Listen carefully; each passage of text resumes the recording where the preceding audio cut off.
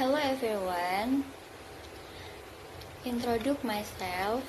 My name is Andini Novela Putri. My NPM 244111017.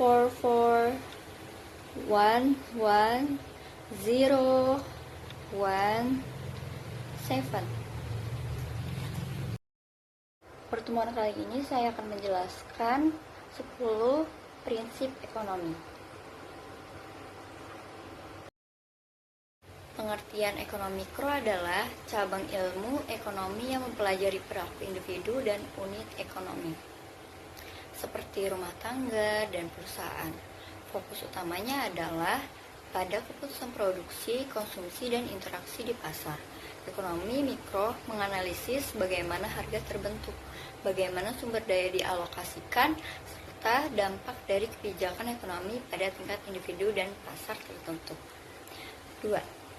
Biaya peluang merupakan nilai dari alternatif terbaik yang harus dikorbankan ketika memilih suatu keputusan atau pilihan. Dengan kata lain, itu adalah manfaat yang hilang dari pilihan yang tidak diambil. Biaya peluang yang membantu dan mengolongasi trade-off yang terlibat dalam setiap keputusan ekonomi.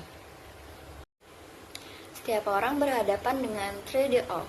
Untuk mendapatkan sesuatu yang diinginkan, kita biasanya harus mengorbankan sesuatu yang lain, seperti makanan, pakaian, leisure time, work, equality. Equality berarti masyarakat mendapatkan manfaat yang optimal atas penggunaan sumber daya langka. Dan equality berarti manfaat dari sumber-sumber daya didistribusikan secara adil di antara masyarakat. Setelah itu, harga suatu itu apa yang Anda berikan untuk mendapatkannya. Pengembalian keputusan memerlukan perbandingan biaya dan manfaat dari pilihan-pilihan alternatif. Opportunity cost dari suatu item adalah apapun yang harus dikorbankan untuk mendapatkannya. Ini adalah biaya yang relevan untuk pengambilan keputusan. Orang rasional berpikir di pinggiran. Orang yang rasional secara sistematis dan terarah melakukan yang terbaik yang mereka bisa untuk mencapai tujuan mereka. Membuat keputusan dengan mengevaluasi biaya dan manfaat dari perubahan kecil penyelesaian bertahap rencana yang ada. Orang respon terhadap insentif. Insentif memiliki pengaruh besar dalam perilaku individu, terutama dalam ilmu ekonomi. Ketika harga buah apel naik, konsumen memilih untuk membeli sedikit. Sementara petani apel memutuskan untuk memproduksi lebih banyak. Perubahan harga memberikan insentif berbeda kepada pembelian dan penjual. Insentif juga terlihat dalam kebijakan publik, seperti pajak bahan bakar yang mendorong menggunakan mobil yang lebih efisien. Contoh lain adalah aturan sabuk pengaman di mobil yang mengubah perilaku kendaraan dan dapat memiliki efek yang tak terduga. Penting untuk memahami bagaimana insentif dapat mempengaruhi perilaku masyarakat ketika merancang kebijakan publik. Penelitian ekonom Sam Altman menunjukkan bahwa kebijakan keamanan berkendara memiliki efek domino yang kompleks. Perdagangan bisa membuat semua orang lebih baik. Daripada menjadi mandiri, orang dapat mengkhususkan diri dalam memproduksi satu barang atau jasa dan menukarnya dengan barang lain. Negara-negara juga mendapat manfaat dari perdagangan dan spesialisasi, mendapatkan harga yang lebih baik di luar negeri untuk barang yang mereka produksi, membeli barang lain yang lebih murah dari luar negeri dibandingkan yang bisa diproduksi di dalam negeri.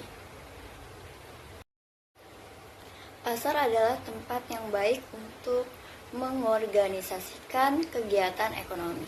Perubahan terpenting dalam setengah abad terakhir adalah peralihan dari ekonomi komunis yang terpusat menjadi ekonomi pasar.